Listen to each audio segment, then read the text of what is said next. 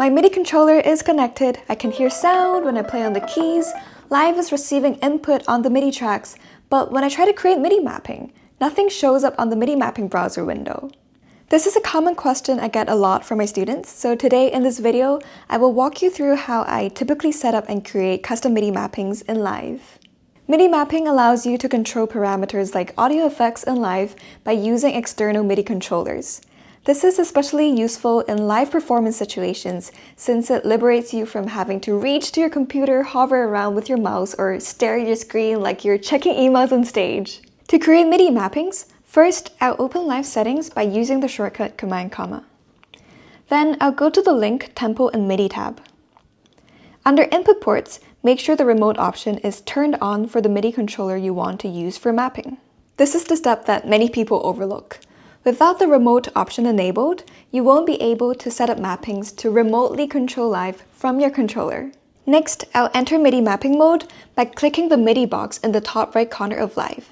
You can also use the shortcut Command M. Let's start with a simple example. I want to map the master volume to this bottom right knob of my controller. First, I'll click on the master volume control inside Live. Once selected, I'll move this bottom right knob of my controller. After I move the knob, on the left side of Live, in the MIDI mapping browser window, I can see that a MIDI mapping has been created. I got CC77, which is the control message this knob is sending out, connected to the master volume.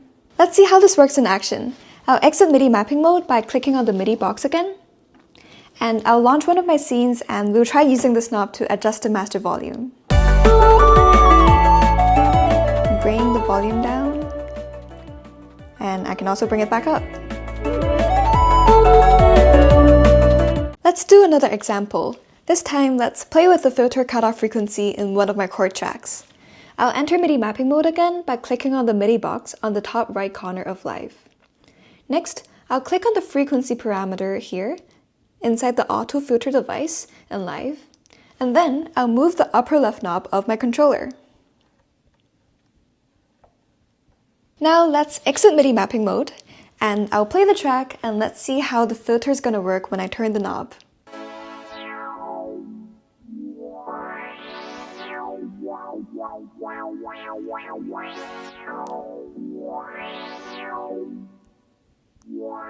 Live also provides the flexibility to set the mapping's minimum and maximum value ranges.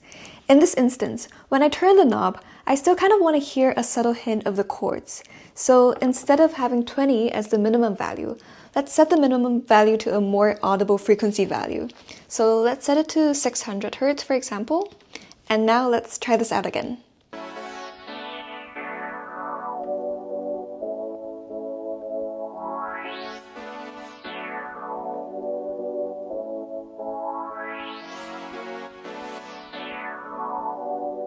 So far, we've looked at two examples of mapping continuous controls in Live. Live also lets us map one-off control commands, such as launching a scene. The Akai MPK Mini Plus controller has these pads that are wonderful for sending one-off note-on messages to Live, so let's check them out. Let's go into MIDI mapping mode again. This time, I will click on a scene, for example, the scene here named Intro. Then I'll hit a pad on my controller to map this intro scene to this pad. Let's do a few more. I'll click on the scene here named Chorus 1, and I'll map this to the second pad on my controller. I'll click on the scene here named Bridge, and I'll map it to the third pad. And lastly, I'll click on the Chorus 3 scene in Live, and hit the fourth pad on my controller to map it here. Now let's test this out. Let's start with the intro. And let's jump all the way to Chorus 1. Now let's go to Bridge. And then Chorus 3.